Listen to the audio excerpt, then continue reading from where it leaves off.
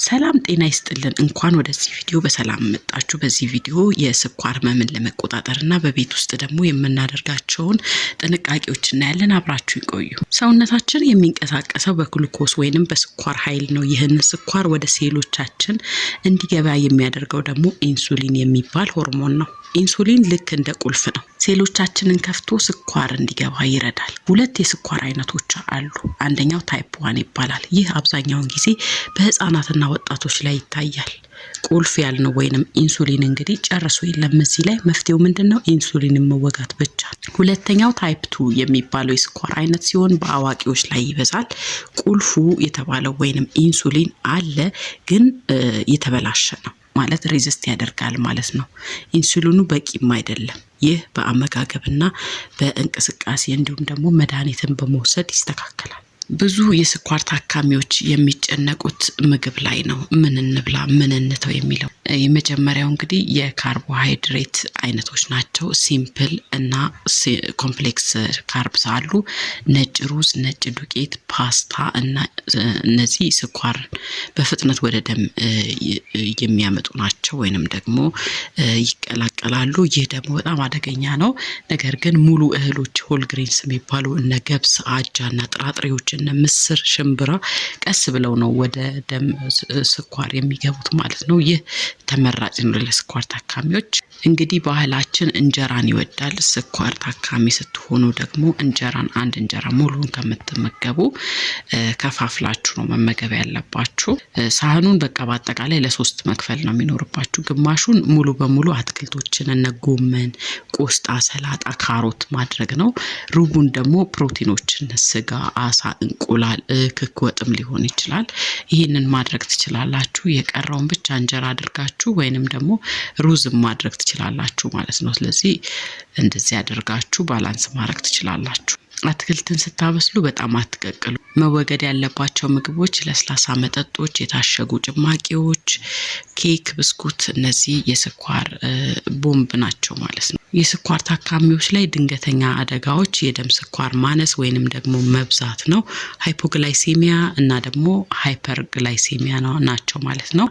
ከ70 ሚሊ ግራም ፐር ዴሲሊትር በታች ከሆነ የስኳራቸው ስኳር አነሰ ነው የምንለው። ይህም ደግሞ ምልክቶቹ ከፍተኛ ላብ፣ መንቀጥቀጥ፣ ረሃብ፣ ልብ ምት መጨመር፣ የመራብ ስሜት፣ ግራ መጋባት ይኖራል።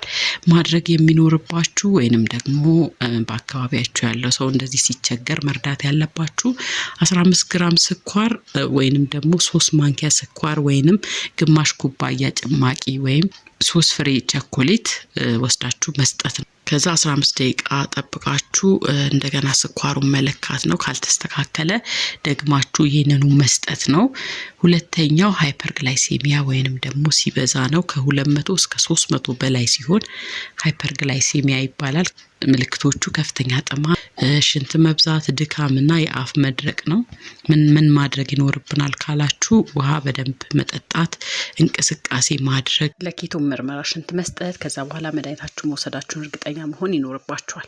አንዳንዴ የተለመዱ ስህተቶች አሉ። ዛሬ ድግስ ቤት ሄጃለሁ ስለዚህ 2 እጥፍ መድኃኒት ልውሰድ የሚባል ነገር ስህተት ነው። እንደገና ቤተክርስቲያን ሄጄ ጸበል ስለጠጣው መድኃኒቴን አልወስድም የሚል ነገር መኖር የለበትም። መድኃኒትም ሆነ እምነት አንድ ላይ ነው መሄድ ያለበት ማለት ነው።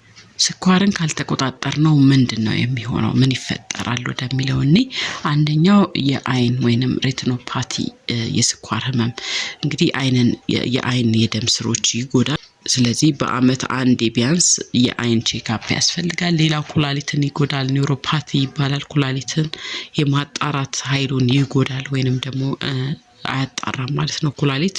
ስለዚህ ውሃ በደንብ መጠጣት፣ ጨው መቀነስ ያስፈልጋል።